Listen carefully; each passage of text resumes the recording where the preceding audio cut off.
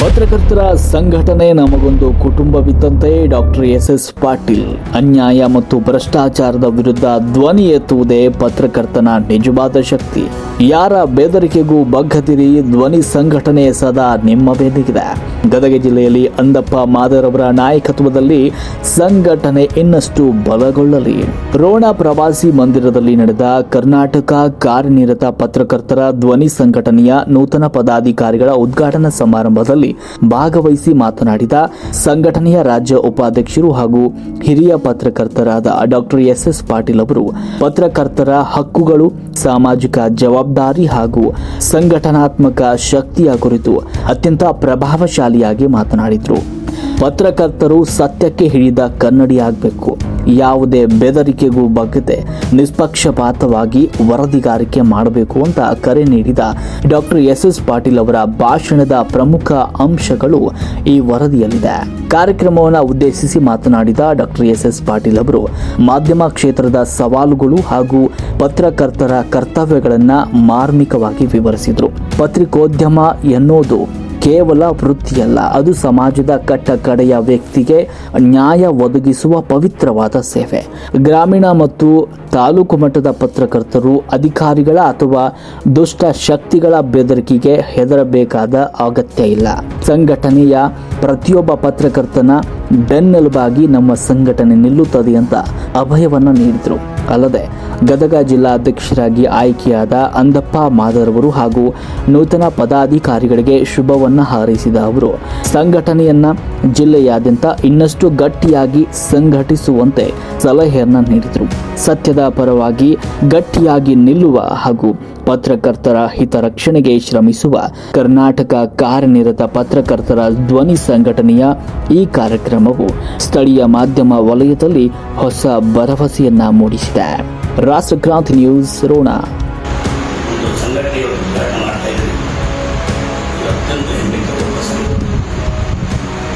ಇವತ್ತಿನ ಈ ಸಂದರ್ಭದಲ್ಲಿ ರೋಣ ತಾಲೂಕಿನ ಒಂದು ನಾಡಿನಲ್ಲಿ ಪ್ರವಾಸಿ ಮಂದಿರದಲ್ಲಿ ಸಭೆಯಲ್ಲಿ ಏರ್ಪಾಡು ಮಾಡಿ ಸಂಘದ ಉದ್ಘಾಟನೆ ಪದಾಧಿಕಾರಿ ನೇಮಕದ ನಿಮಿತ್ತವಾಗಿ ಬಗ್ಗೆ ನಮ್ಮ ರೈತರಿಗೆ ಆಶೀರ್ವಾಗಿದ್ದಾರೆ. ಕೃತಿ ಮಾಡಲಾದ ರೈತರು, ಇವರು ನಮ್ಮ ರೈತರು, ಇವರು ಹಿರಿಯ ರೈತರು, ನಮ್ಮ ಪೊಲೀಸ್ ಪಾರ್ಟಿ ಇವರು ನಮ್ಮ ಸಹೋದರ ಆತ್ಮೀಯರು, ಇವೆಲ್ಲ ಪತ್ರಿಕಾ ಸಹೋದರಿ. ಸಂಘಟನೆ ಅಂತಕ್ಕಂಥದ್ದು ಬಹಳ ಒಂದು ಶಕ್ತಿಯನ್ನು ನಮ್ಮ ಮನಗಾಣೆ ವ್ಯಕ್ತಪಡಿಸ್ತಾರೆ. ಸಂವಿಧಾನದ ಚೌಕಟ್ಟಿನಲ್ಲಿ ಸಂಘಟನೆ ಯಾರು ಮಾಡ್ತಾರ, ಯಾರು ಹೆಜ್ಜೆ ಇಟ್ಟಾರ, ಜೀವನದಲ್ಲಿ ಸೋಲೆ ಇಲ್ಲ, ಗೆಲುವೇ ಸಾಧಿಸ್ತಕ್ಕಂಥ ಸಂಘಟನೆ. ಅದಕ್ಕೆ ಹಿನ್ನೆಲೆಗೆ ಹಾಕಿರ್ತಾರೆ ಕಾರ್ಯಗಳು. ಕಾಲೆಳೆಯವರು ಕಾಲು ಕೆಳಗೆ ಇರ್ತಾರೆ, ಅವ್ರು ಮ್ಯಾಲ ಬರಕ್ಕೆ ಸಾಧ್ಯ ಇಲ್ಲ. ನಿಮ್ಮ ಹಿಂದೇನು ಕಾಲು ಎಳೆದು ಬಂದಾರಲ್ಲ, ಅವ್ರ ಕಾಲು ಕೆಳಗೆ ಇರ್ತಾರೆ, ನಿಮ್ಮ ಕಾಲು ಎಳಿತಾನೆ ಇರ್ತಾರೆ, ನಿಮ್ಮ ಕಾಲು ಒಂದು ಹೋಗ್ತಾನೆ ಇರ್ತದೆ. ಅದ್ರ ಒಂದು ಮಾತ್ರ ಹೇಳ್ತೇನೆ ಸ್ಪಷ್ಟವಾಗಿ, ನಿಮ್ಮೆಲ್ಲರಿಗೆ ಪತ್ರಕರ್ತರಾದವರು ಮೊದಲೇ ಮತ್ತು ಪಕ್ಷಾತೀತವಾಗಿರುವರು. ಪತ್ರಕರ್ತರಾದವರು ಪಕ್ಷಾತೀತವಾಗಿರುವರು, ಯಾವುದೇ ಜಾತಿಗೆ ಸೀಮಿತವಾಗಿರಬಾರ್ದು. ಯಾವುದೋ ವ್ಯಕ್ತಿಯನ್ನ ಟಾರ್ಗೆಟ್ ಇಟ್ಕೊಂಡು ತೇಜಾವಧಿ ಮಾಡುವಂತ ಕೆಲಸ ಮಾಡಬಾರ್ದು. ಯಾರೋ ಹೇಳ್ತಾರೆ ಇನ್ಯಾರು ಅಂತ ಹೇಳ್ಕೊಂಡು ತೇಜಾವಧಿ ಕೆಲಸ ಮಾಡಬಾರ್ದು. ಇದು ಪತ್ರಕರ್ತರ ಲಕ್ಷಣ. ಸತ್ಯ ಶೋಧನಾವಳಿ. ಅವ ಭ್ರಷ್ಟಾಚಾರ ಮಾಡ್ತಾನ, AC ಇರಲಿ, ತಹಸೀಲ್ದಾರ್ ಇರಲಿ, SP ಇರಲಿ, ಕಮಿಷನರ್ ಇರಲಿ, DC ಇರಲಿ, ಅವ್ರ ಕಣ್ಣಿಗೆ ಕಾಣ್ತಾರೆ, ಅವ್ರ ಸುದ್ದಿ ಮಾಡಬೇಕು, ಫೋಟೋ ಹಾಕಿ ಮಾಡೋದು ಕಂಡೀಷನ್ ಮಾಡ್ತಾರೆ. ಇದು ಪತ್ರಕರ್ತರ ಸಾಹಸ, ಧೈರ್ಯ, ಆ ಪೆಣ್ಣಿಗೆ ಇರ್ತಕ್ಕಂಥ ತಾಕತ್ತು. ಧೈರ್ಯ ಸರ್ವತ್ರ ಸಾಧನೆ ಅಂತ ಹೇಳ್ತಾರೆ. ಪತ್ರಕರ್ತರು ಧೈರ್ಯವನ್ನು ಅಳವಡಿಸಿಕೊಂಡು ಏನ್ ಸಾಧನೆ ಮಾಡಕ್ಕೆ ಹೆಜ್ಜೆ ಇರ್ತದೆ ಅದ್ರ ಮಾಡಿ ಪ್ರಯತ್ನ ಮಾಡಬೇಕು. ಇನ್ಯಾವ ಹಿಂದೆ ನಿಂತನೆ ಮಾಡ್ತಾರೆ, ಇನ್ಯಾವ ಬೈತಾರೆ ತಿಳ್ಕೊಂಡು ಎದುರ್ಕೊಂಡು ಮಾಡೋದು ಪತ್ರಕರ್ತರ ಲಕ್ಷಣ ಅಲ್ಲ. ನೀವು ಎಡಲಿಕ್ಕೆ ಹೋಗ್ಬಾರ್ದು. ಪತ್ರಕರ್ತರ ಲಕ್ಷಣ ಏನು ಗೊತ್ತಾ? ಸಾವನ್ನು ಬೆನ್ನಿಂದ ಕಟ್ಟಿಕೊಂಡು ಸಾಧನೆ ಮಾಡ್ತಕ್ಕಂಥ ಗುರಿ. ಸಾವನ್ನು ಬೆನ್ನಿಂದ ಕಟ್ಕೊಂಡು ಸಾಧನೆಯಲ್ಲಿ ಹೆಜ್ಜಿರ್ತಕ್ಕಂಥ ಹೆಜ್ಜೆಗಳಿರಲ್ಲ. ಹೀಗಾಗಿ ಯಾರಿಗೆ ಹೇಳುವಂತ ಅವಶ್ಯಕತೆ ಇಲ್ಲ. ದೂರುಗಳು ದಾಖಲೆ ಮಾಡ್ಕೊಂಡು ಸಾಕಷ್ಟು. ಆ ದೂರದಲ್ಲಿ ನೀವ್ಯಾಕೆ ಹೇಳ್ತೀರಿ? ಹೇಳುವಂತ ಅವಶ್ಯಕತೆ ಇಲ್ಲ. ನೀವೇನ್ ತಪ್ಪು ಮಾಡಿದ್ರಿ? ಸಮಾಜದ ಒಳಿತಿಗಾಗಿ, ಸಮಾಜದ ಜಾಗೃತಿಗಾಗಿ, ಈ ನಾಡಿನ ಕಲ್ಯಾಣಕ್ಕಾಗಿ ಅಧಿಕಾರಿಗಳನ್ನು ಎಚ್ಚರಿಸುವಂತ ಕೆಲಸ ಮಾಡ್ತೀರಿ, ಸರ್ಕಾರದ ಕಿವಿ ಇಡುವಂತ ಕೆಲಸ ಮಾಡ್ತೀರಿ. ಶಾಸಕರಲ್ಲಿ, ಮಂತ್ರಿಗಳಲ್ಲಿ ಯಾರೇ ಇರಲಿ, ಅವರು ತಪ್ಪು ಮಾಡಿದಾಗ ಸಮಾಜಕ್ಕೆ ತಿಳಿಸುವಂತ ಕೆಲಸ ಪತ್ರಕರ್ತ. ನೈಜ ಸುದ್ದಿಗಳನ್ನು ಮಾಡಿ, ಸತ್ಯ ಸುದ್ದಿಗಳನ್ನು ಮಾಡಿ. ಸತ್ಯ ಯಾವತ್ತೂ ಸಾಯ್ತಲ್ಲ, ಅಸತ್ಯ ಅದಕ್ಕೆ ಬೆಲೆ ಇಲ್ಲ. ಹೀಗಾಗಿ ಯಾವತ್ತೂ ಕೂಡ ನೀವು ಯಾವತ್ತೂ ಕೂಡ ಅನ್ಯಾಯದ ವಿರುದ್ಧ ಎಡಿಷನ್ ನಿಲ್ಲಬೇಕಾದ್ರೆ ಹಿಂದೆ ಹೆಚ್ಚಿಡಬೇಡ, ಮುಂದೆ ಹೆಚ್ಚಿಡಿ. ಆದ್ರೆ ಒಬ್ಬರಿಂದ ಸಾಧ್ಯ ಇಲ್ಲ ಅಂತಕ್ಕಂಥ ಮನಗಾಣಬೇಕು. ಇದು ಒಂದು ಪತ್ರಿಕಾ ಏನು ನಮ್ಮ ಸಂಘದಲ್ಲ, ಇದು ಒಂದು ಕುಟುಂಬದ ಸದಸ್ಯರ ಒಂದು ಮನೆ ಇದೆ. ಕರ್ನಾಟಕ ರಾಜ್ಯದಲ್ಲಿ ನಮ್ಮ ಕಾರ್ಯನಿರತ ಪತ್ರಕರ್ತರ ಬದಿಯ ಸಂಘಟನೆಯ ಇದೊಂದು ಮನೆ. ಈ ಮನೆ ಎಲ್ಲ ಸದಸ್ಯರು ನಾವು ಒಂದು, ನಾವೆಲ್ಲ ಒಂದೇ ತಾಯಿ ಮಕ್ಕಳಂತೇಳಿ ನಾವು ನಡ್ಕೋಬೇಕು. ಎಲ್ಲೋ ಒಂದು ಕಡೆ ಹಣದ ವಿಚಾರ ಬಂದಾಗ ಯಾರೋ 10,000 ರೂಪಾಯಿ ತಗೊಂಡು ಗೊತ್ತಾಗ ಇನ್ಯಾವಾಗ ಬಂದು ಇನ್ನೊಬ್ಬರು ಕಿವಿ ಕಳೆದು ಪತ್ರಕರ್ತರೆ ಮಾಡಬೇಕು, ಬೇರೆ ಅಲ್ಲ. ಇನ್ಯಾವಾಗ ಬಂದು ಇನ್ನೊಬ್ಬರು ಕಿವಿ ಕಳೆದು ಅಂದಪುರ ಬಂದ್ರೆ ಹುಡುಗ ಸ್ವಲ್ಪ ಹೊಡೆದ್ರಿ, ಅಂದಪುರ ಕಿವಿ ನನಗೆ ಬಿಟ್ಟು 10,000 ಹೊಡೋಣ. ಅವ್ ಅಧಿಕಾರಿ ಏನ್ ಕೊಡ್ತಾವ? ನಾ ಬಡ ಪತ್ರಕರ್ತ ಹಿರಿಯ ಪತ್ರಕರ್ತ ಪಾರ್ಟಿಸಿಪೇಟ್ ಮಾಡ್ತೀನಿ, ನನಗೆ ಬಿಟ್ಟು ಅವಾಗ ಕನಕಪ್ರಿಗೆ ಏನ್ ಕೊಟ್ಟವ, ಸಂಘದವ್ರಿಗೆ ಏನ್ ಕೊಟ್ಟವ? ಇವು ಈ ಉದ್ದೇಶಗಳು ಅದರ ಸ್ಪಷ್ಟ ನಿಮ್ಗೆ ತೆಗೆದ ಇದು ತೆಗೆದ ಯಾರ್ಯಾರಿಗೆ ಯಾವ್ಯಾವ ಸಂದರ್ಭದಾಗ ಏನು ಪ್ರತಿಫಲ ಕೊಡಬೇಕು ಭಗವಂತ ಆ ಸೈನ್ಯ ಕೊಡ್ತಿರ್ತಾನೆ. ಅದು ಅವನ ಪ್ರತಿಫಲ. ನಿಮ್ ಪ್ರತಿಫಲ ನೀವು ಕೊಡೋ ಪ್ರಯತ್ನ ಮಾಡಿ. ಆ ತಗೊಂಡಂತ ವ್ಯಕ್ತಿಗೆ ಟೀಕಾ ಮಾಡೋ ಪ್ರಯತ್ನ ಮಾಡಬೇಡಿ, ಅವನು ಬೆಲ್ ಚಪ್ಪರಿಸುವಂತ ಕೆಲಸ ಮಾಡಿ. ಯಾಕಂದ್ರೆ ಅವನು ಆರ್ಥಿಕ ಪರಿಸ್ಥಿತಿ ಸುಧಾರಣೆ ಆಗ್ಬೇಕ, ನಿನ್ನದು ಆಗ್ಬೇಕ, ಅವನು ಓದ್ಬೇಕು, ನೀವು ಓದ್ಬೇಕು, ಎಲ್ಲರೂ ಓದ್ಬೇಕು. ಇಲ್ಲಿ ಅಸಹ್ಯ ಕೊಡ್ತಕ್ಕಂಥ ಕೆಲಸ, ಅಹಂಕಾರ ಕೊಡುವಂತ ಕೆಲಸ ಯಾರು ಮಾಡ್ತಾರೆ? ಅವ ನಮ್ಮ ತಗೊಳ್ಳೋಣ ತಗೊಳ್ಳಿ ಬೆಳೆಯ ನೀವು 14 ಜನ 15 ಜನ ಕೂಡಿ ಆ ಒಂದೇ ವ್ಯಕ್ತಿಗೆ ತಗೊಂಡ ವ್ಯಕ್ತಿಗೆ ಬೆಚ್ಚ. ಇದು ನಿಜವಾದ ಪತ್ರಕರ್ತರ ಕೆಲಸ. ಯಾವತ್ತೂ ಕೂಡ ಯಾರನ್ನು ಕಂಡು ಅಸಹ್ಯ ಕೊಡುವಂತ ಕೆಲಸ ಮಾಡಬೇಡಿ, ಟೀಕರಿಂದಲೇ ಗುರಿ ಮಾಡಬೇಡಿ, ನಿಮ್ಮನ್ನು ನೀವೇ ಆಡಿಕೊಳ್ಳುವಂತ ಕೆಲಸ ಎಂದು ಮಾಡಬೇಡಿ. ನಿಮ್ಮ ಸಂಘಟನಾ ವ್ಯಾಪ್ತಿಯಲ್ಲಿರ್ತಕ್ಕಂಥವ್ರು ಬಿಟ್ಟು ಬೇರೆ ಇನ್ಯಾವ ಮಾತಾಡ್ತಾರೆ ಅದ್ರ ಬಗ್ಗೆ ತಿಳ್ಕೊಳ್ಬೇಕು. ಅವನಿಗೆ ಆಡ್ಬಾರ್ದ ಕೆಲಸ ಅದು, ಅವನಿಗೆ ಬೇರೆ ಕೆಲಸ ಇಲ್ಲ. ಅವನಿಗೆ ಬರೆಯಕ್ಕೆ ಬರೋದು, ಓದಕ್ಕೆ ಬರೋದು, ಪೆನ್ ಹಿಡಿಯಕ್ಕೆ ಬರೋದಿಲ್ಲ. ಅವನು ಪತ್ರಕರ್ತ ಹೌದು, ಸರಿ, ಅವ್ನು ಬರೆಯಕ್ಕೆ ಬರೋದಿಲ್ಲ. ನಿಮ್ಮನ್ನು ತಾಡಿಸಿ ಕೆಲಸ ಬರೆಯಕ್ಕೆ ಬರೋದು ಅವನ. ಅಧಿಕಾರಿ ವರ್ಗವನ್ನು ಎದುರು ಹಾಕೊಂಡು ಭ್ರಷ್ಟಾಚಾರ ಬರೆಯುವಂತ ತಾಕತ್ತು ಅವನಿಲ್ಲ. ಅದಕ್ಕೆ ನೀವು ಟೀಕಾ ಮಾಡ್ಕೊಂಡು ನೀವೇ ತಿಳ್ಕೊಳ್ತೀರಿ. ನೀವು ತಿಳ್ಕೋಬೇಕು. ನನ್ನ ಟೀಕೆ ನಿಂದನೆಗಳಿಗೆ ಅವನ ಕಡೆ ನನ್ನ ಟೀಕೆ ನಿಂದನೆಗಳ ಬರ್ತಾವಂತಂದ್ರೆ ಅವನ ಕಡೆ ದೊಡ್ಡ ಬಡ್ದಾಗ ನಾ ಬೆಳೆದಿಲ್ಲ ಅಂತ ನೀವು ತಿಳ್ಕೋಬೇಕು. ಅಂದಾಗ ನೀವು ದೊಡ್ಡ ಪತ್ರಕರ್ತರು, ಹಿರಿಯ ಪತ್ರಕರ್ತರು, ಜಾಣ ಪತ್ರಕರ್ತರು, ವಿದ್ಯಾವಂತ ಪತ್ರಕರ್ತರು, ಸಮಾಜ ಮೆಚ್ಚುವಂತ ಪತ್ರಕರ್ತರು, ರೈತ ವರ್ಗ ಮೆಚ್ಚುವಂತ ಪತ್ರಕರ್ತರು, ಸಮಾಜದ ಕಟ್ಟ ಕಡೆ ವ್ಯಕ್ತಿ ಮೆಚ್ಚುವಂತ ಪತ್ರಕರ್ತರು ಆಗಕ್ಕೆ ಸಾಧ್ಯ.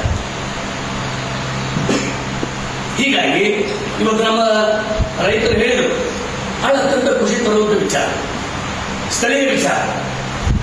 ನಮ್ಮ ಧಾರವಾಡ ಜಿಲ್ಲಾದ ವಿಚಾರವನ್ನು ಮೊನ್ನೆ ನಮ್ಮ ಪಾಟೀಲ್ ಪುಟ್ಟಪ್ಪರು ಅಜ್ಜಂದು ತಾತನವರು ಹೇಳಿದರು. ಇವೆಲ್ಲ ಎಷ್ಟು ಖುಷಿ ಪಡುವ ವಿಚಾರ ಅಂತಂದ್ರೆ, ಹಿಂದಿನ ಯಾವ ರೀತಿ ಇತ್ತು, ಹಿಂದಿನ ನಡೆಗಳೇ ಆಗಿತ್ತು, ಹಿಂದಿನ ಹೆಜ್ಜೆಗಳೇ ಆಗಿದ್ದು, ಹಿಂದಿನ ಹಿರಿಯರೇ ಆಗಿದ್ದು, ಅದನ್ನು ಮೆಲುಕು ಹಾಕಿದ್ರು.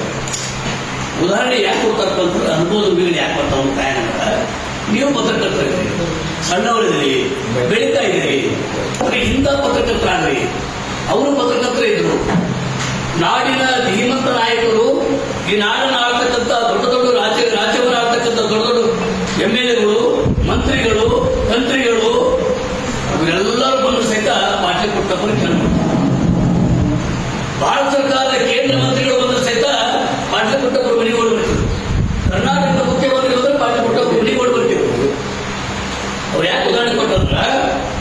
50 ವರ್ಷ ಹೇಳಿದ್ರಲ್ಲ ಧಾರವಾಡ ವಿದ್ಯಾವರ ಸಂಘ ಅವರ ಹಿಡಿತದಲ್ಲಿ. ಕಾರಣ ಏನದು? ಆ ಪೆನ್ನಿನ ತಾಕತ್ತು. ಒಬ್ಬ ಪತ್ರಕರ್ತಾಗಿ ಪೆನ್ನಿನ ತಾಕತ್ತು ತೋರಿಸಿದರು. ಅಂತ ತಾಕತ್ತಿನ ವ್ಯಕ್ತಿಗಳು ನೀವು ಆಗಲಿ ಅಂತೇಳಿ ಹಿರಿಯರು ತೋರಿಸಿದ್ದಾರೆ. ಯಾಕೆ ಅವರು ಹಿರಿಯರ ತಿಳಿಸೋದಂದ್ರೆ ನೀವು ಕೂಡ ಅಂತವರಾಗಲಿ ಅಂತೇಳಿ. ಈಗ ಇಲ್ಲಿ ಸ್ಥಳೀಯ ವಿಚಾರ ಏನು, ಬೇರೆ ಪತ್ರಕರ್ತರು ಅನೇಕ ವಿಚಾರಗಳನ್ನು ನಾನು ಮಾತಾಡ್ತಾ ನುಡಿಗಳು ಅವರು ಪ್ರಸ್ತಾಪ ಮಾಡಿಲ್ಲ, ಜನರಿಗೆ ತಿಳಿಸಲಿಲ್ಲ. ನಮ್ಮ ಸಂಘದವರು ತಿಳಿಸಿದರು, ನಮ್ಮ ಇವತ್ತು ಕನಕಪ್ಪ ತಿಳಿಸಿದ ಅಂತೇಳಿ. ಅದು ಖುಷಿ ತರುವಂತ ವಿಚಾರ. ಯಾಕೆಂದ್ರೆ ಒಬ್ಬ ಹೋರಾಟಗಾರರು ಮಾತಾಡುವಂತ ನೇರ ನುಡಿಗಳು ಪ್ರಸಾರ ಮಾಡೋದು ಕೂಡ ಒಬ್ಬ ಪತ್ರಕರ್ತರ ತಾಕತ್ತು. ತಾತ್ಕಾಲಿಕ ಪತ್ರಕರ್ತರಾಗಬೇಕಿಲ್ಲ, ಶಾಶ್ವತ ಪತ್ರಕರ್ತರಾಗಬೇಕಿಲ್ಲ. ಸಮಾಜದ ಒಳಿತಿಗೆ, ನಾಡಿನ ಒಳಿತಿಗೆ, ನಮ್ಮ ಸ್ವಾರ್ಥಕ್ಕಾಗಿ ಅಲ್ಲ. ಇದು ನಿಸ್ವಾರ್ಥ ಸೇವೆ. ಸ್ವಚ್ಛಂದ ಕನ್ನಡಿಗರಿಗಿದು ಪತ್ರಿಕಾರಂಗ ಸ್ವಚ್ಛ ಕನ್ನಡಿಗರಿಗೆ. ಹೀಗಾಗಿ ಎಲ್ಲರೂ ಕೂಡ ಒಂದಾಗಿ ಕೆಲಸ ಮಾಡಿ. ನಮ್ಮ ರಾಜ್ಯಾಧ್ಯಕ್ಷರು ಬಹಳ ಒಳ್ಳೆಯ ಒಂದು ಶಕ್ತಿಯಾಗಿದ್ದಾರೆ. ನಮ್ಮೆಲ್ಲರ ಕಲ್ಯಾಣಕ್ಕಾಗಿ, ಪತ್ರಕರ್ತರ ಒಳಿತಿಗಾಗಿ ದೊಡ್ಡ ಶಕ್ತಿ ಉಂಟಾಗಿದ್ದಾರೆ ಬಂಗ್ಲೆ ಮಲ್ಲಿಕಾರ್ಜುನ ಅವರು. ಆ ಬಂಗ್ಲೆ ಮಲ್ಲಿಕಾರ್ಜುನ ಅವರಿಗೆ ಈ ಒಂದು ವೇದಿಕೆ ಮುಖಾಂತರ ನಾವೆಲ್ಲರೂ ಪರವಾಗಿ ಅವರಿಗೆ ತುಂಬ ಅಭಿನಂದನೆ. ಈ ನಮ್ಮೆಲ್ಲರ ಒಂದು ಒಳಿತಿಗಾಗಿ ರಾಜ್ಯ ಮತ್ತು ಕೇಂದ್ರ ಸರ್ಕಾರಕ್ಕೆ ದೊಡ್ಡ ಸಂದೇಶ ಕೊಡುವ ಸಲುವಾಗಿ ಈ ರಾಜ್ಯ ಸಮ್ಮೇಳನ, 4ನೇ ರಾಜ್ಯ ಸಮ್ಮೇಳನ ಪತ್ರಕರ್ತರು ನೆಲಮಂಗಲದಲ್ಲಿ ನಡೀತಾ ಇದೆ. ನಾವು 6 ತಾರೀಕಿಗೆ ನೈಟ್ ಹೋಗ್ತಿರೋದ್ರಿಂದ 7 ತಾರೀಕಿಗೆ 7 ತಾರೀಕಿಗೆ ಕಾರ್ಯಕ್ರಮ. ನೀವೆಲ್ಲರೂ ಕೂಡ ತಪ್ಪಲಾರೆ ಆ ಕಾರ್ಯಕ್ರಮದಲ್ಲಿ ಭಾಗವಹಿಸಿ. ಬಹಳ ದೊಡ್ಡ ದೊಡ್ಡ ವಿದ್ಯಾವಂತರು, ಬುದ್ಧಿವಂತರು, ಜ್ಞಾನವಂತರು ಎಲ್ಲರೂ ಕೂಡ ಕಾರ್ಯಕ್ರಮದಲ್ಲಿ ಗಣ್ಯ ವ್ಯಕ್ತಿಗಳಾಗಿ ಬರ್ತಾ ಇದ್ದಾರೆ. ಪತ್ರಕರ್ತರು ಒಳ್ಳೆಯ ಸಂದೇಶ ಕೊಡ್ತಾರೆ. ಪತ್ರಕರ್ತರ ನಡೆನುಡಿಗಳೇ ಆಗ, ಪತ್ರಕರ್ತರ ಮಾಡುವಂತಹ ಹೆಜ್ಜೆಗಳು, ಇಡುವಂಥ ಹೆಜ್ಜೆಗಳೇ ಆಗ, ಇವೆಲ್ಲರೂ ನಮಗೆ ಪಾಠ ಕಲಿಸ್ತಾರೆ.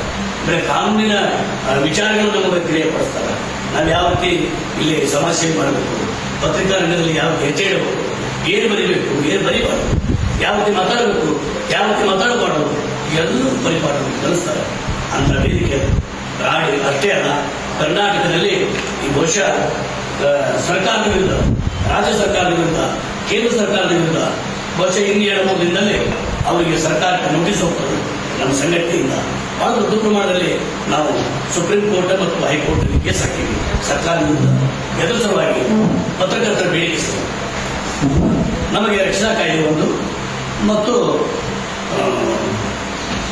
ಯಾವುದೋ ಬಸ್ ಗ್ರಾಮೀಣ ಭಾಗದ ಮತ್ತು ಶಹರ ಎಲ್ಲ ಪತ್ರಕರ್ತರು ಅವ್ರು ಹೇಳ್ತಾರ, ಬೇರೆ ಪತ್ರಕರ್ತರು ಏನ್ ನಮ್ಗೆ ಅಟೆಕ್ ಕೊಟ್ರ ಅವ್ರ ಗಣಜನ್ ಕಾಣದ್ರಿ, ಯಾಕೆ ಕಾಣದ್ರಿ, ಏನ್ ಕಾಣ್ತು, ಏನ್ ತೆರಿ ಮಳೆ ಹೇಳ್ತಾರೆ.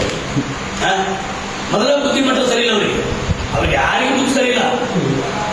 ಇದು ಚಂದ ವಹಿಸ್ಬಿಟ್ಟಿದೆ, ನಾ ಹೇಳೋದು ಬಹಳ ವಹಿಸ್ಬಿಟ್ಟಿದ್ರು. ಅವ್ರಿಗೆ ಯಾರಿಗೂ ಬುದ್ಧಿಮಟ್ಟ ಸರಿ ಇಲ್ಲ. ಅವ್ರು ಎಲ್ಲಿ ಮಟ್ಟ ಬಂದವ್ರೀಗ ಏನ್ರಿ ಒಂದು ಸಂಘಟನೆ ಅವ್ರು ಮನೆ ಹೇಳ್ತಾನ ಪುಣ್ಯಾತ್ಮ, ಆ ಸಂಘದ ಪ್ರಧಾನ ಕಾರ್ಯದರ್ಶಿ ಲೋಕೇಶ್ ಕುಮಾರ್ ಅಂತೇಳಿ ನನ್ನ ಆತ್ಮೀಯರು ಅವರು ಕೂಡ ಅವ್ರು ಏನ್ ಹೇಳ್ತಾರ, ಮೊನ್ನೆ ಒಂದು ಕಾರ್ಯಕ್ರಮದಾಗ ಎಲ್ಲ ಅಧಿಕಾರಿಗಳು ಬಸುತ್ತೆ ಅವ್ರಿಗೆ ಹೇಳ್ತಾರ, ಇಲ್ಲ ಸರ್ ಒಂದು ಸಂಘಟನೆ ಉಟ್ಕೊಂಡಿದೆ, ಒಂದು ID ಕಾರ್ಡ್ ಮಾಡ್ಕೊಂಡು ಸಂಘಟನೆ ರಿಜಿಸ್ಟರ್ ಮಾಡ್ಕೊಂಡು ಅವರೆಲ್ಲ ಬರ್ತಾರ, ಅವರೆಲ್ಲ ನೈತಿಕ ಮಟ್ಟ ಇಲ್ಲ, ಅವ್ರಿಗೆ ಆ ID ಕಾರ್ಡ್ ಕೊಂಡು ತೋರಿಸೋದ್ರ ಗೌರವ ಇಲ್ಲ, ಅವರಿಗೆಲ್ಲ ಬೆಲೆ ಕೊಡಬೇಡ್ರಿ, ನಮ್ಮದೇ ನಿಜವಾದ ಸಂಘಟನೆ ಇದೆ. ಅವರು ಏನ್ ಸ್ವಾಮಿ, ಏನ್ ಸಂಘಟನೆ ನಿಮ್ದು ನಿಜವಾದ ಸಂಘಟನೆ? ನಿಮ್ಮ ಸಂಘಟನೆ ಇರ್ತಕ್ಕಂಥ ಪತ್ರಕರ್ತರು ಹಲ್ಲೆಗೊಳಗಾದ್ರ, ಆರೋಗ್ಯ ಸರಿ ಇಲ್ಲ ಅಂದ್ರ, ಮೂಳೆ ಮುರ್ಬಿಟ್ಟು ದವಾಖಾನೆಗೆ ಬಿದ್ರ, ಕಿಡ್ನಿ ಬೇರೆ ದವಾಖಾನೆಗೆ ಬಿದ್ರ, ಹೋಗಿ ನೋಡುವಂತ ನೈತಿಕ ಒಂದು ಗುಣಗಳು ನಿಮ್ಮಲ್ಲಿಲ್ಲ, ಆದರ್ಶ ಗುಣಗಳೆಲ್ಲ ನಿಮ್ಮಲ್ಲಿ. ಮತ್ತೇನು ಪತ್ರಕರ್ತರ ರಕ್ಷಣೆ ಮಾಡ್ತೀರಿ? ಪತ್ರಕರ್ತರನ್ನ ಹಾಳು ಮಾಡೋ ಸಂಘಟನೆ ನಿಮ್ಮದು, ಪತ್ರಕರ್ತರ ಉದ್ಧಾರ ಮಾಡೋ ಸಂಘಟನೆ ಅಲ್ಲ. ಪತ್ರಕರ್ತರನ್ನ ಇವತ್ತು ಬೆಳೆಸಬೇಕು, ಪತ್ರಕರ್ತರಿಗೆ ಬೆನ್ನೆಲುಬಾಗಿರ್ಬೇಕು, ಪತ್ರಕರ್ತರಿಗೆ ಅನ್ಯಾಯ ಆದ್ರೆ ಓಡುವುದು, ಅವ್ರ ಬೆನ್ನಿಗೆ ಆಗಿದ್ದು, ಆಶ್ರಯ ಆಗಿದ್ದು, ಅವರಿಗೆ ಹಣದ ಸಹಕಾರ ಮಾಡೋದು, ಅವರಿಗೆ ನೈತಿಕ ಸ್ಥೈರ್ಯ ಕೊಡುವಂತ ಸಂಘಟನೆ ಯಾವುದಾದ್ರೆ ಕರ್ನಾಟಕದಲ್ಲಿ ಅದು ನಮ್ಮ ಬಂಗ್ಲೆ ನೇತೃತ್ವದ ಧ್ವನಿ ಸಂಘಟನೆ ಇರ್ತಕ್ಕಂಥದ್ದು. ನಾವು ಯಾರನ್ನು ಇಲ್ಲಿ ನೀವು ತಿಳ್ಕೊಂಡ್ರೆ ಯಾವ ಪತ್ರಕರ್ತ ಈ ಪತ್ರಕರ್ತ, ನಾವು ಏನು ತಿಳ್ಕೊಂಡಿಲ್ಲ. ಪತ್ರಕರ್ತರು ಎಲ್ಲ ಒಂದೇ ತಾಯಿ ಮಕ್ಕಳು. ನಿಮ್ಮಲ್ಲಿರ್ತಕ್ಕಂಥವರೆಲ್ಲ ಅವ್ರ ಪತ್ರಕರ್ತರೆ, ನಾವು ಪತ್ರಕರ್ತರೆ. ಎಲ್ಲರೂ ಸಂವಿಧಾನ ಚೌಕಟ್ಟಿಗೆ ಕೆಲಸ ಮಾಡೋದು ನಾವೆಲ್ಲ ಇಲ್ಲಿ. ನೀವು ಅದೇ ಮಾಡಬೇಕು, ನಾವು ಅದೇ ಮಾಡಬೇಕು. ನೀವೇನೋ ಸತ್ಯ ಹೇಳ್ತಿದ್ರೆ ಮೊಮ್ಮಕ್ಕಳಲ್ಲ, ನಾವೇ ಸತ್ಯ ಹೇಳ್ತಿದ್ರೆ ಮೊಮ್ಮಕ್ಕಳಲ್ಲ. ಎಲ್ಲರೂ ಮಾಡೋದು ಅದೇ ಕಾಯಕ, ಎಲ್ಲರೂ ಮಾಡೋದು ಅದೇ ಕೆಲಸ.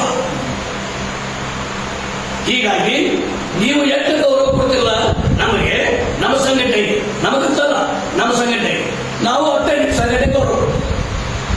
ನೀವು ಆಗಾಗ ಮಾತಾಡಿದ್ರೆ ನಾವು ಆಗ ನೋಡಿ ಮಾತಾಡ್ತೀವಿ, ಮುರಾಜೆ ಅದ್ರಾಗೇನು. ನೀವು ಯಾವ ಶಿಸ್ತಕ್ಕೆ ವೇದಿಕೆ ಕರೆದ್ರು ನಾವು ತಯಾರಿದೆ, ಎಲ್ಲರಿಗೂ ಸಿದ್ಧ. ಇದ್ರಾಗೇನು ಮುರಾಜೆ. ಯಾಕೆ ಹೇಳ್ತೀವಂದ್ರೆ ನಾವು ಒಟ್ಟಾರೆ ಮಾಡ್ತಕ್ಕಂಥದ್ದು ಕರ್ನಾಟಕದಲ್ಲಿ ಪತ್ರಕರ್ತರ ಒಳಿತಿಗಾಗಿ, ಹೀಗಾಗಿ ನಾಡಿನಲ್ಲಿ ಎಲ್ಲಾ ಪತ್ರಕರ್ತರಿಗೂ ಕೂಡ ಒಂದು ಶಕ್ತಿಯಾಗಿ, ಒಂದು ಬೆಳಕಾಗಿ, ಒಂದು ಒಳ್ಳೆಯದಾಗಿ, ಅವರ ನೈತಿಕ ಸ್ಥೈರ್ಯ ಕುಶಲಾದರೆ ನಿರ್ಭಯವಾಗಿ ಅಡ್ಡಾಡಲಿಕ್ಕೆ ಶಕ್ತಿಯಾಗಿ ಮಾಡ್ತಕ್ಕಂಥ ಕೆಲಸ ನಮ್ಮ ಸಂಘಟನೆ ಮಾಡ್ತಾ ಇದೆ. ಹೀಗಾಗಿ ಬಂಗ್ಲೆ ಮಲ್ಲಿಕಾರ್ಜುನ ಅವರ ನೇತೃತ್ವದಲ್ಲಿ ರಾಜ್ಯ ಮಟ್ಟದಲ್ಲಿ ದೊಡ್ಡ ಶಕ್ತಿಯಾಗಿ ಸಂಘಟನೆ ಹೊರಹೊಮ್ಮಿದೆ. ನೀವ್ಯಾರೂ ಕೂಡ ಇನ್ನು ಮುಂದೆ ಹೆದರುವಂತ ಅವಶ್ಯಕತೆ ಇಲ್ಲ, ಬೆದರುವಂತ ಅವಶ್ಯಕತೆ ಇಲ್ಲ. ಯಾರಾದ್ರೂ ಕೋರಿಕೆ ಬಂದ್ರೆ ಆ ಫೋನ್ ನಂಬರ್ ಮೊದಲು ಸ್ಪಷ್ಟವಾಗಿ ಬರೆದಿಟ್ಟುಕೊಳ್ಳಿ, ಆ ತಾರೀಖ ಸಮಯ ಆ ಫೋನ್ ನಂಬರ್ ಬರೆದಿಟ್ಟುಕೊಳ್ಳಿ. ಯಾರು ಕಡೆ ಕರೆಗೆ ಬಂದ್ರು ಅದು ಬರೆದಿಟ್ಟುಕೊಳ್ಳಿ. ಡೈರಿ ಒಳಗೆ ತಕ್ಷಣ ನಮ್ಮ ನಂಬರ್ ಕಳಿಸಿ, ನಾವು ಕೂಡ ನೋಟ್ ಮಾಡ್ತೀವಿ. ಅಷ್ಟಕ್ಕೆ ಸೀಮಿತವಾಗಿದ್ರೆ ಒಳ್ಳೆಯದು. ಇನ್ನೂ ಹೆಚ್ಚಿಗೆ ಮುಂದುವರಿಸಿದ್ರೆ ಅವರು ಮತ್ತದ ಕಥೆ ಬೇರೆ. ಇದರಾಗಿ ಮುರಾಜಿ ರಾಜ್ಯ ಮಟ್ಟದಲ್ಲಿ ಉಗ್ರ ಹೋರಾಟ ಮಾಡಬೇಕು ನಾವು ತಯಾರಿದ್ದೀವಿ. ಯಾವಾಗ ದುಷ್ಟ ಶಕ್ತಿಗಳ ದಮನ ಮಾಡಲಿಕ್ಕೆ ನಮ್ಮ ಪತ್ರಕರ್ತರ ವಿರುದ್ಧ ಯಾರು ಧ್ವನಿ ಎತ್ತಾರೆ ಅವ್ರನ್ನ ನೈತಿಕ ಮಟ್ಟ ಹಾಳು ಮಾಡಿಬಿಟ್ಟು ನಾವು ಯಾವತ್ತೂ ಇಂತರ ಹೀಗಾಗಿ ನೀವು ಮುಂದಿನ ದಿನಗಳಲ್ಲಿ ಒಟ್ಟಾರೆ ಒಂದಾಗಿ ಕೆಲಸ ಮಾಡಿ, ಒಗ್ಗಟ್ಟಾಗಿ ಕೆಲಸ ಮಾಡಿ, ಯಾವುದೂ ಕೂಡ ಹೆದರದೆ ಬಗ್ಗದೆ ನಿರ್ಭಯವಾಗಿ ಕೆಲಸ ಮಾಡಿ ಅಂತ ಹೇಳುತ್ತಾ ಎಲ್ಲರಿಗೆ ವಂದಿಸಿ, ನೀವೇನು ಇವತ್ತೆಲ್ಲ ಒಗ್ಗಟ್ಟಾಗಿ ಎಲ್ಲ ಪದಗಳನ್ನ ಮಾಡ್ಕೊಂಡಿರಲ್ಲ, ಇದು ಬಹಳ ಅತ್ಯಂತ ಸಂತೋಷದ ದಿನ ಅಲ್ಲ. ನೀವೆಲ್ಲರೂ ಕೂಡ ನೀವು ಆಗಸ್ಟ್ 8ನೇ ತಾರೀಕಿಗೆ ತಪ್ಪದೆ ಬೆಂಗಳೂರಿನ ರಾಜ್ಯ ಸಮ್ಮೇಳನಕ್ಕೆ ಭಾಗವಹಿಸಬೇಕು. ಎಲ್ಲ ನಮ್ಮ ರೈತ ಕಂಪನಿಗಳೆಲ್ಲ ಕರ್ಕೊಂಡ್ಬರ್ರಿ. ಅವರಿಗೆಲ್ಲ ರೈತರಿಗೂ ಅವಕಾಶ ಇಲ್ಲ, ಎಲ್ಲ ವರ್ಗದವರಿಗೂ ಅವಕಾಶ ಇಲ್ಲ. ಕಾರ್ಯಕ್ರಮದಲ್ಲಿ ನಾವೆಲ್ಲರಿಗೂ ಸನ್ಮಾನಿಕೊಂಡಿದ್ದೀವಿ ಕಾರ್ಯಕ್ರಮದಲ್ಲಿ. ಹೀಗಾಗಿ ಎಲ್ಲರೂ ಕರ್ಕೊಂಡ್ಬರ್ರಿ. ನಮ್ಮ ಪತ್ರಿಕಾ ಸಂಘ ಯಾವ ಮಟ್ಟಕ್ಕೆ ಕಾರ್ಯನಿರ್ವಹಿಸತಕ್ಕಂಥದ್ದು ನಮ್ಮ ನಾಡಿನ ಜನರು ಕೂಡ ನೋಡ್ಬೇಕು. ಪತ್ರಕರ್ತರು ಕೇವಲ ಹಣ ಗಳಿಸೋದಕ್ಕಾಗಿ ಪತ್ರಕರ್ತರಲ್ಲ, ಯಾರನ್ನು ದುಷ್ಟ ಶಕ್ತಿಯನ್ನ ಉಳಿಸಿಕೊಳ್ಳೋ ಕೆಲಸ ಅಲ್ಲ, ಅವರು ದಮನ ಮಾಡುವಂತ ಕೆಲಸ, ಅವರು ತಿದ್ದುವಂತ ಕೆಲಸ, ಅವ್ರು ಕೆಟ್ಟ ಕೆಲಸ ಮಾಡ್ತಾರಂದ್ರೆ ಒಳ್ಳೇದು ಮಾಡಪ್ಪ ಅಂತ ಹೇಳುವಂತ ಕೆಲಸ ಪತ್ರಕರ್ತ. ಹೀಗಾಗಿ ನಾವು ಮಾಡೋದು ಅದೇ ಕೆಲಸ. ಒಳ್ಳೆಯದಾಗಿ ಕೆಲಸ ಮಾಡಿ ಒಳ್ಳೆಯವರಾಗಲಿ ಅಂತ ಹೇಳುತ್ತಾ, ಮತ್ತೊಮ್ಮೆ ಇವತ್ತು ನಮ್ಮ ಕಲಿಸಿ ಏನು ಮಾತಾಡಲಿಕ್ಕೆ ಅವಕಾಶ ಕೊಟ್ರಿ, ಇವತ್ತು ಸಂಘಟನೆ ಉದ್ಘಾಟನೆ ಮಾಡ್ಕೊಂಡ್ರಿ, ಇವರ ಪದಾಧಿಕಾರಿಗಳು ಒಂದು ಶಕ್ತಿಯಾಗಿ ಪದಗ್ರಹಣ ಮಾಡ್ಕೊಂಡ್ರಿ. ಅತ್ಯಂತ ಸಂತೋಷ ತರುವಂತ ದಿನ. ನಿಮಗ ಶುಭವಾಗಲಿ. ದೇವರು ಸದಾಕಾಲ ಒಳ್ಳೆಯ ಮಾಡಿ ಆ ಸಿದ್ಧಾರೂಢರಿಗೆ ಎಲ್ಲ ಬಂದಂತ ಎಲ್ಲರಿಗೂ ಕೂಡ ಸುಖ, ಶಾಂತಿ, ನೆಮ್ಮದಿ, ಆಯುಷ್ಯ, ಆರೋಗ್ಯ ಎಲ್ಲವೂ ಕೊಟ್ಟು ಕಾಪಾಡಿ ಸದಾಕಾಲ ಎಲ್ಲರೂ ಒಂದಾಗಿ ಮಾಡುವಂತ ಶಕ್ತಿ ಕೊಡಿ ಅಂತ ಹೇಳಿ ಎಲ್ಲರಿಗೂ ಹೊಲಿಸಿ ಶರಣ ಮಾಡ್ತಿದ್ದಾರೆ. ನುಡಿಗಳು ಮುಚ್ಚಿಡುವುದಲ್ಲ, ಅದರ ಪ್ರಸ್ತಾಪ ಮಾಡಬೇಕು. ಮುಂದೆ ಏನಾದ್ರೂ ಆಗಲಿ, ಸಮಾಜದ ವಿಚಾರವಾಗಿ ಬರಲಿ, ಸಮಾಜದ ವಿರುದ್ಧ ಬರಲಿ, ಅದ್ರ ವಿರುದ್ಧ ದಿಕ್ಕಿನಲ್ಲಿ ಸಾಗಲಿ ಹೋರಾಟ. ಅದೇನಾದ್ರೂ ಆಗಲಿ, ಅದು ಪತ್ರಕರ್ತರೇ ಕೊನೆಗಾಣಿಸ್ಬೇಕು, ಪತ್ರಕರ್ತರೇ ಅದನ್ನು ಮುಂದುವರಿಸಬೇಕು. ಅಂತ ಶಕ್ತಿ ಪತ್ರಕರ್ತರಲ್ಲಿ. ಹೀಗಾಗಿ ನೀವು ಯಾವತ್ತೂ ಕೂಡ ಯಾವುದೇ ಸಂಘಟನೆ ಇರಲಿ, ರೈತರ ಹೋರಾಟ ಇರಲಿ, ಸಾಮಾಜಿಕ ಹೋರಾಟ ಇರಲಿ, ಸಮಾಜದ ಕಟ್ಟ ಕಡೆ ವ್ಯಕ್ತಿ ಅನ್ಯಾಯ ಆಗಿತ್ತಂತ ತಹಸೀಲ್ದಾರ್ ಮನೆ ಕೊಡುವಂತ ವಿಚಾರ ಬರಲಿ, ಎಸಿ ಮನೆ ಕೊಡುವಂತ ವಿಚಾರ ಬರಲಿ, ಡಿಸಿ ಮನೆ ಕೊಡುವಂತ ವಿಚಾರ ಬರಲಿ, ಅಲ್ಲಿ ಪತ್ರಕರ್ತರು ಓಡೋಡಿ ಹೋಗ್ಬೇಕು. ಅದು ನಿಮ್ಮ ಕರ್ತವ್ಯ, ನಿಮ್ಮ ಆತ ಕರ್ತವ್ಯ. ಸಂವಿಧಾನ ಚೌಕಟ್ಟಿನಲ್ಲಿ ಬಹಳ ದೊಡ್ಡ ಹೆಜ್ಜೆಯನ್ನು ಇರತಕ್ಕಂಥ ಸೇವೆ ಮಾಡ್ತಾ ಇದ್ದಾರೆ. ಇದು ಪತ್ರಿಕಾರರಿಗೆ ಅತ್ಯಂತ ಸೇವೆ ಅಲ್ಲಿ ಇಡೀ ಜಗತ್ತಿಗೆ ಮೆಚ್ಚುವಂತ ಸೇವೆ. ಈ ನಾಡಿನ ಬೆಳಕನ್ನು ಚೆಲ್ಲುವಂತ ಪತ್ರಕರ್ತರಿಗೆ, ಈ ನಾಡಿನ ರೈತ ವರ್ಗದವರು ಏನು ಹೋರಾಟ ಮಾಡ್ತಾರಲ್ಲ ಅವ್ರಿಗೆ ನ್ಯಾಯ ಕೊಡ್ತಕ್ಕಂಥ ಕೆಲಸ ಇದೆ. ಈಗ ರೈತರಿಗೆ ಅನೇಕ ಅನ್ಯಾಯ ಆಗ್ತಾ ಇದೆ. ನೋಡ್ರಿ, ಮಳೆ ಬೆಳೆ ಸರಿಯಾಗಿಲ್ಲ, ಸರ್ಕಾರಕ್ಕೆ ಎತ್ತರಿಸಬೇಕಾದ್ರೆ ಯಾರು ಎತ್ತರಿಸೋದು? ರೈತರ ಮುಂದೆ ಹೋರಾಟ ಮಾಡ್ತಾರೆ, ಸುದ್ದಿ ಮೂಲಕ ಅವ್ರಿಗೆ ಗೊತ್ತಾಗಿಲ್ಲ. ನೀವು ಆ ಸಾಹಸ ಕೆಲಸ ನೀವು ಮಾಡಿ, ಅವರು ಒಳ್ಳೆ ಒಂದು ಹೇಳಿಕೆ ತಗೊಂಡು, ಅವರ ಭಾವಚಿತ್ರ ತಗೊಂಡು ಒಳ್ಳೆ ಸುದ್ದಿ ಮಾಡಿ, ಅವ್ರಿಗೆ ಆಗ್ತಕ್ಕಂಥ ನೋವುಗಳು, ಅವರ ಬೇಡಿಕೆಗಳೇನು ಸರ್ಕಾರದ ಕೆಲಸ ಮಾಡಿ. ಇದು ಪತ್ರಕರ್ತರ ಕೆಲಸ. ಹೀಗಾಗಿ ಈ ನಮ್ಮ ತಾಲೂಕಿನಲ್ಲಿ ಎರಡು ಒಂದು ಏನು ಘಟನೆಗಳಾಯ್ತು ಬಹುಶಃ ತಮಗೆಲ್ಲ ಸ್ಥಳೀಯವಾಗಿ ಗೊತ್ತಿರ್ತಕ್ಕಂಥ ಮಾತೇ. ಮೊನ್ನೆ ಇಲ್ಲಿ ಬಹುಶಃ ಗದಗ ಜಿಲ್ಲೆಯಲ್ಲಿ ಪ್ರಥಮವಾಗಿ ರೋಣ ತಾಲೂಕಿಗೆ ವಿಶ್ವದರ್ಶನ ನಮ್ಮದು ಪಾದಾರ್ಪಣೆ ಮಾಡಿದ್ದು ನಮ್ಮ ಅಂದಪ್ಪ ಮಾದವರು ಇದ್ದಾರೆ. ಫಸ್ಟ್ ಅವರೇ ಅಂದಪ್ಪ ಮಾದರ್ ಏನ್ ಮಾಡಿದರು, ನಮ್ಮ ಕನಕಪ್ಪನಿಗೆ ಒಂದು ಜವಾಬ್ದಾರಿ ಕೊಟ್ಟರು, ತಾಲೂಕಾ ವರದಿಗಾರನಾಗಿ ನೇಮಕ ಮಾಡಿದ್ರು. ಅದರ ಕಾರ್ಯಕರ್ತರು ಅವರೇ ಅಂದಪ್ಪ ಅವರು. ನಾನು ಫಸ್ಟಿಗೆ ಅವರಿಗೆ ಯಾಕೆ ನೀವೇ ಕೊಡ್ದಾಗಿತ್ತು ಸರ್, ನಮ್ಮನ್ನು ನೋಡ್ಕೊಂಡು ಮಾಡ್ತೀನಿ, ನೀವು ನಮ್ಮ ಗುರುಗಳಿಗೆ ನಿಮ್ ಕೂಡ ಇದ್ದೇ ಇರ್ತೀವಿ, ನಿಮ್ಮ ಆಶೀರ್ವಾದದಲ್ಲಿ ನಮ್ಮ ಹತ್ತು ಮಾಡ್ತೀನಿ. ಆಯ್ತು, ಪರವಾಗಿಲ್ಲ.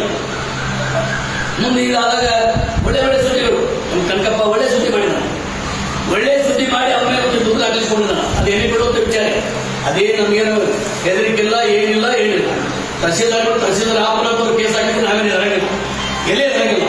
ನಮ್ಮ ತಾಲೂಕು ಕೋರ್ಟ್ನಾಗೂ ಚರ್ಚ್ ಹೋದರ, ವಕೀಲ ಅದರ, ಹೈಕೋರ್ಟ್ ಚರ್ಚ್ ಅದರ, ವಕೀಲ ಅದರ, ಸುಪ್ರೀಂ ಕೋರ್ಟ್ಗೆ ಚರ್ಚ್ ವಕೀಲ ಕೂಡ ನಾವು ಸಂಪರ್ಕ ಇಟ್ಕೊಂಡಿಲ್ಲ. ಅಷ್ಟು ತಾಕತ್ ನಮ್ಮಲ್ಲಿ ಅದ.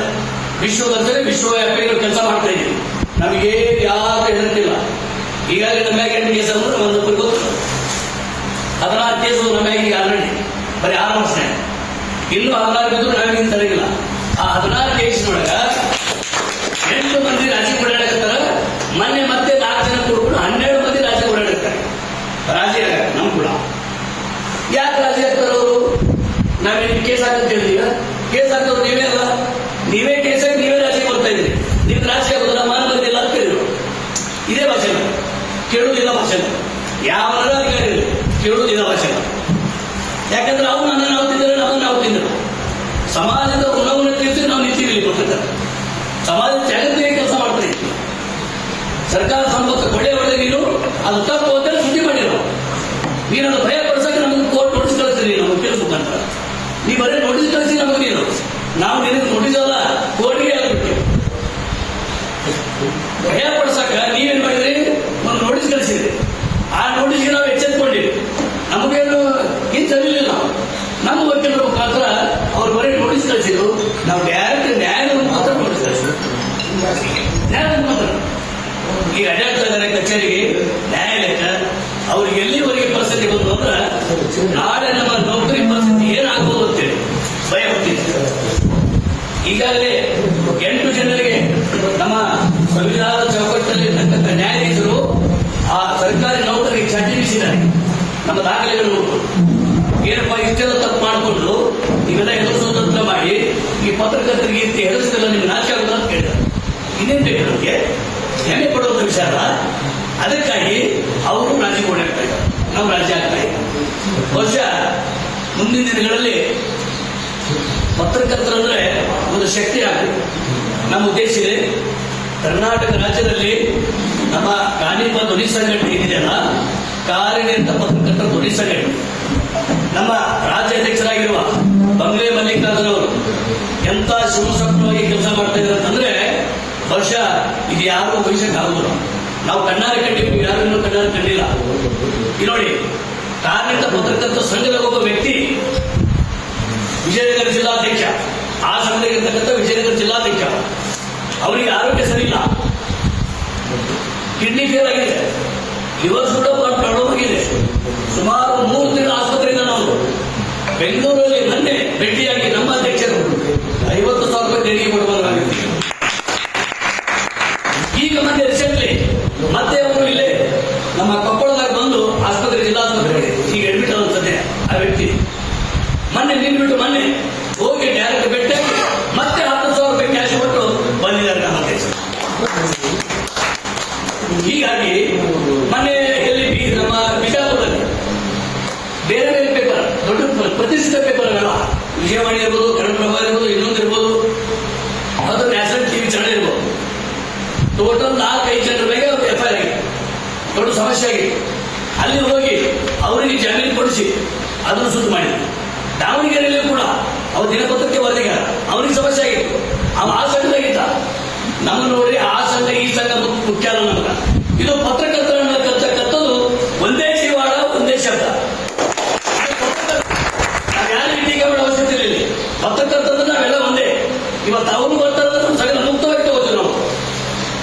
ಕರ್ನಾಟಕದಲ್ಲಿ ಇವತ್ತ ಆ ಸಂಘಟನೆಯಿಂದ ಕನಿಷ್ಠ ಅಂದ್ರೂ ಕೂಡ ಗರಿಷ್ಠ ಇದು ಬಹಳ ಬರ್ತದೆ ಮುಂದಿನ ಕನಿಷ್ಠ 35-40% ಜನ ನಮ್ಮ ಸಂಘಕ್ಕೆ ಪಾದಾರ್ಪಣೆ ಮಾಡಿದ್ದಾರೆ. ಯಾಕೆ ಮಾಡಿದಾರೆ ಅವರು? ಇಲ್ಲಿ ನ್ಯಾಯ ಸಿಗ್ತದ, ಪತ್ರಕರ್ತರಿಗೆ ಅನ್ಯಾಯ ಆದ್ರೆ ನಾವು ಓಡಿ ಬರ್ತೀವಿ, ನಮ್ಮ ಬೆನ್ನೆಲುವಾಗಿ ಇವರು ಓಡಿ ಬರ್ತಾರ, ಅದು ಅವ್ರಿಗೆ ಗೊತ್ತಾಗಿದೆ. ಅಷ್ಟೇ ಅಲ್ಲ, ನಮ್ಮ ಗುಲ್ಬರ್ಗ ಜಿಲ್ಲಾ, ಬೀದರ್ ಜಿಲ್ಲಾ 2 ವ್ಯಕ್ತಿಗಳು ನನ್ನ ಹೊಂದಿದ್ರು, ಸತ್ರು. ಇಮಿಡಿಯೇಟ್ಲಿ ನಮ್ಮ ರಾಜ್ಯಾಧ್ಯಕ್ಷರು ಬೆಂಗಳೂರಿಂದ ಬೀದರ್ ಹೋದ್ರು. ಬೀದರ್ ಹೋಗಿ ಮನೆ ಖರ್ಚಿಗೆ 20,000 ರೂಪಾಯಿ ಕೊಟ್ಟು 20,000 ಆ ಪತ್ರಕರ್ತರಿಗೆ. ಯಾರ ಸಂಘಟನೆ ಕೊಡ್ತು ಹೇಳಿ? ಎದುರಿನ ಸಂಘಟನೆ ಅವ್ರು ಯಾರಾದ್ರೂ ಇಂತ ಕೊಟ್ಟಾರಂದ್ರೆ ಅವ್ರು ಗುಲಾಮರಾಗ್ತಿರು. ಇದು ಚಾಲೆಂಜ್ ಅವ್ರ ಕಡೆ. ಹೀಗಾಗಿ ಅವ್ರು ಬೇರೆ ಮಾಡ್ತಾರೆ. ಯಾವಾಗ ಆ ಪತ್ರಕರ್ತ, ಇವ ಈ ಪತ್ರಕರ್ತ, ಅವ ಸಣ್ಣ ಪತ್ರಕರ್ತ, ಅವ್ನ ಗಿಡ ಪತ್ರಕರ್ತ, ಅವ್ನ ಮುದ್ದು ಪತ್ರಕರ್ತ, ಅವ್ರು ಹೇಳ್ಕೊತಾರೆ. ಇಲ್ಲಿ ಸಣ್ಣದು ಗಿಡದು ದೊಡ್ಡದು ಯಾವುದೆಲ್ಲ ಬಂದಿದೆ. ಪತ್ರಕರ್ತ ಅಂದ್ರೆ ಒಂದೇ ಪತ್ರಕರ್ತ. ಅವ ಸಾಮಾಜಿಕ ಹರಿಕಾರ, ಅವ ಸಮಾಜ ತಿದ್ದುವಂತ ವ್ಯಕ್ತಿ, ಅವ ಒಳ್ಳೆಯ ವ್ಯಕ್ತಿ, ಯಾವುದೇ ಸಮಾಜದ ಕಟ್ಟಕಡೆ ವ್ಯಕ್ತಿಗೆ ನ್ಯಾಯ ಕೊಡುವಂತ ಕೆಲಸ ಮಾಡ್ತಾರೆ. ನಾವು ಏನಂತದ್ದು ಎಂಜಲ್ ಕಾಸಿಗೆ ಕೈ ಚಾಚಿ ಇನ್ನೊಬ್ಬ ಅಧಿಕಾರಿ ದೋಸ್ತಿ ಮಾಡಿಕೊಂಡು ತಹಸೀಲ್ದಾರ್ ಕಿವಿ ಕಳೆದ್ರು, SP ಕಿವಿ ಕಳೆದ್ರು, DC ಕಿವಿ ಕಳೆದ್ರು, PSI ಹೋಗಿ ಸರಾಯಿ ಕುಡಿಸಿ ಕಿವಿ ಕಳೆದ್ರು. ಇಂಥ ಮಾಡ್ತಕ್ಕಂಥ ನಿಜವಾದ ಪತ್ರಕರ್ತ ಅಲ್ಲ.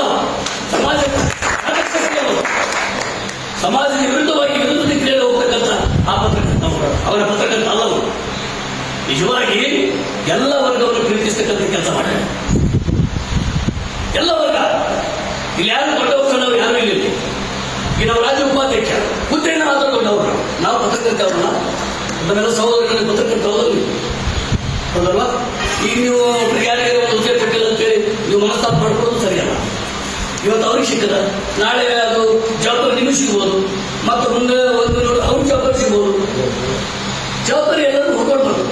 ನಿಮ್ಮ ಕಾರ್ಯವ್ಯಕ್ತಿ, ನೀವು ಮಾಡತಕ್ಕಂಥ ಕಾರ್ಯ, ನೀವು ಮಾಡತಕ್ಕಂಥ ಸಾಧನೆ ಎಲ್ಲರನ್ನೂ ಹುಡ್ಕೊಂಬಾರ್ದು. ಇಲ್ಲೇ ಪ್ರಥಮವಾಗಿ ಜಿಲ್ಲಾಧ್ಯಕ್ಷ ನಮ್ಮ ಅಂದಪ್ಪ ಮಾದರ್ ಅವರಿಗೆ ಪ್ರಥಮವಾಗಿ ಹೇಳಿದ ಅವರೊಂದು ಘಟನೆ, ರಷ್ಯಾ ಕ್ರಾಂತಿ ಮಾಡಿ ರಷ್ಯಾ ದೇಶವನ್ನು ಬದಲಿಸಿದ. ನೀವು 15 ಪತ್ರಕರ್ತರು ಕೂಡಿ ಭ್ರಮಣ ಬದಲಿಸಲಿಕ್ಕೆ ಆಗೋಲ್ಲ. ಬೇಕಾದಾಗ ರಾಜಾರೋಷವಾಗಿ, ನಿರ್ಭಯವಾಗಿ, ಸತ್ಯಶೋಧನಾ ವರದಿ, ಸಮಾಜದ ಒಳಿತಿಗಾಗಿ, ನಾಡಿನ ಕಲ್ಯಾಣಕ್ಕಾಗಿ, ಸಮಾಜದ ಕಟ್ಟಕಡೆ ವ್ಯಕ್ತಿಯ ಒಳಿತಿಗಾಗಿ ಕೆಲಸ ಮಾಡಿ. ಎಲ್ಲಿ ಲೋಪದೋಷಗಳ ಬೈಲಿಕ್ಕೆ ಹೋದ್ರೆ ತಹಸೀಲ್ದಾರ್ಗೆ ಹೇಳಿ. ಅಧಿಕಾರದಿಂದ ತಹಸೀಲ್ದಾರ್ ಅವರು, ತಾಲೂಕು ದಂಡಾಧಿಕಾರಿ ಅಧಿಕಾರದಿಂದ ಅವರು ನಮ್ಮಂತೆ ಮನುಷ್ಯರು. ಅವರು ಕೂಡ ಅವರಿಗೆ ಮಾನಿ ಗೌರವ ಇರ್ತಾವ, ಅರಿವಿರ್ತೈತಿ.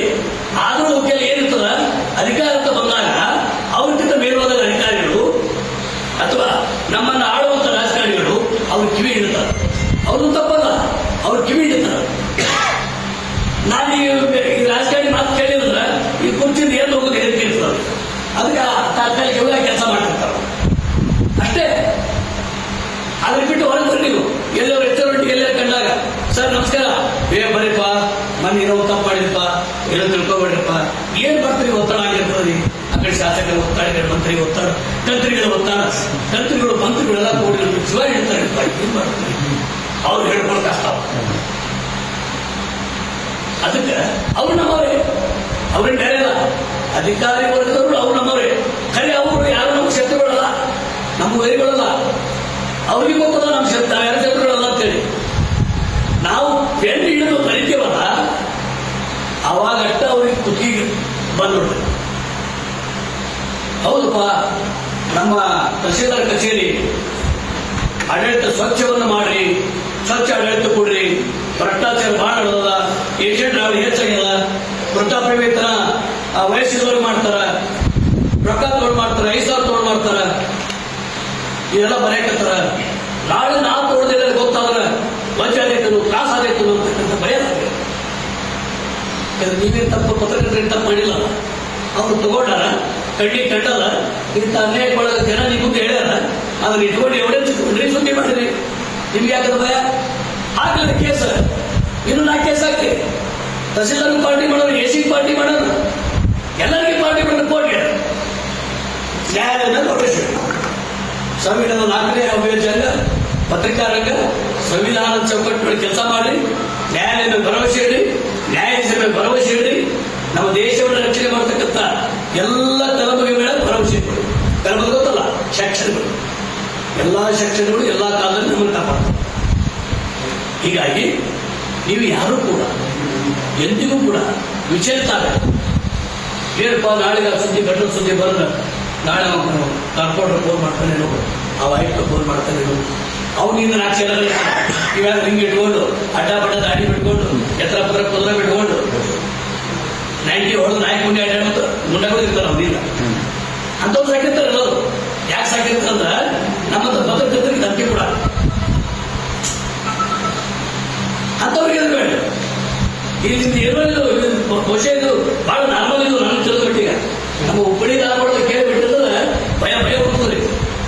ಹುಬ್ಬಳ್ಳಿ ಧಾರವಾಡ ಅಂತಿದ್ದ ಎಲ್ಲ 4 ದಿಕ್ಕಿಗೆ 4 ಗುಂಡಗಳ ಟೀಮ್ ಅವರು ಇಡೀ ಹುಬ್ಬಳ್ಳಿ ಧಾರವಾಡ ಮ್ಯಾನೇಜ್ ಮಾಡ್ತಿರ್ತಾರೆ ಅವರು. ಅಂಥ ಗುಂಡಗಳು ಹುಬ್ಬಳ್ಳಿ ಎಂತವ್ರು ಎಲ್ಲಾರು ಸುದ್ದಿ ಮಾಡಿದ್ರು ಅಂತ ನಮಗೆ ಗೊತ್ತು. ಸರಿ, ನಾವೇನ್ ಮಾಡಿವಿ ಅಂತ ಸುದ್ದಿ ಮಾಡಿ ಅವ್ರು ನಮ್ಗೆ ಕಾಂಟ್ಯಾಕ್ಟ್ ಮಾಡಿದಾಗ ಯಾವ ನಿಮ್ಮದು ಭ್ರಷ್ಟಾಚಾರ ಬರ್ದಿರ್ತೀವಲ್ಲ, ಅವ್ರ ಬಗ್ಗೆ ಬಂದಿರ್ತಾರಲ್ಲ, ಅವ್ರ ಕಡೆ ಲಕ್ಷ ಒಳ್ಳೆ ಹಚ್ಚಿಬಿಟ್ಟಿರ್ತಾರೆ. ಗೊತ್ತಾಗಲ್ಲ ನನಗೆ ಮಾತಾಡೋದು ನಿನಗೆ ಸಿಗೋದೈತಿ, ನಿನಗೆ ಸಿಗೋದೈತಿ.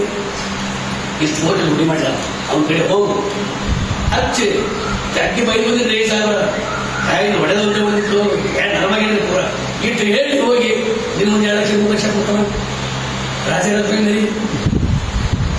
ಇದರ ನೋಡಿ ಗುಂಡಾಗಲಿ ಹೇಳಿ ಆಯುಷ್ಯದಲ್ಲಿ ದೂರ ಮಾಡ್ತಾರೆ. ಗುಂಡಾಗಲಿ ನೋಡ ಅಂತ ಅವ್ರು ಯಾವ್ದು ಬರೀರಿಪ್ಪ ಅಂತ ಮಾಡ್ತಿಲ್ಲ ಅಂತ ಅವ್ರು ಕಟ್ಟಾಗಬೇಕು. ಅದು ಕರ ಇರೋದಂತೆ ಪತ್ರಕರ್ತರು ಹೆದರ್ಬಾರ್ದು.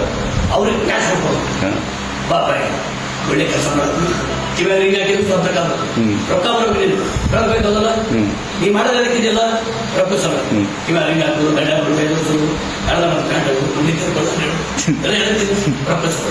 ಹೌದಾ? ಬಾಯ್ ನಾನು ಹೇಳ್ತೀನಿ, ಅವನಿಗೆ ಹೇಳಿರೋದಲ್ಲ ನನ್ನ ಬಗ್ಗೆ. ಬಾ ನಾ ಹಿಂಗೆ ಹೇಳ್ತೀನಿ, ಬಾಳ ಇತ್ತು ಹೋಟೆಲ್ ಬುಕ್ಕಿ ಬೇಡ, ನಿನಗೇನು ಹೇಳಕ್ಕಿಲ್ಲ, ಹೋಗು ಹಿಂಗೆ ಹೇಳ ರೊಕ್ಕ ಕೊಡ್ತಾರೆ. ಈಗ ಹೇಳಿ ನೋಡ ಕೊಟ್ಟಿರೋದು ಹೇಳ ಹೋಗ್ಬಿಡ ಸರ ಒಳಗೆ ಕೊಟ್ಟು ಚಂದಾಗಿ ನಾಷ್ಟ ಗಿಡ ತರಿಸ್ತೀವಿ. ಮಧ್ಯಾಹ್ನ ಕೈಯಾಗ ಲಕ್ಷ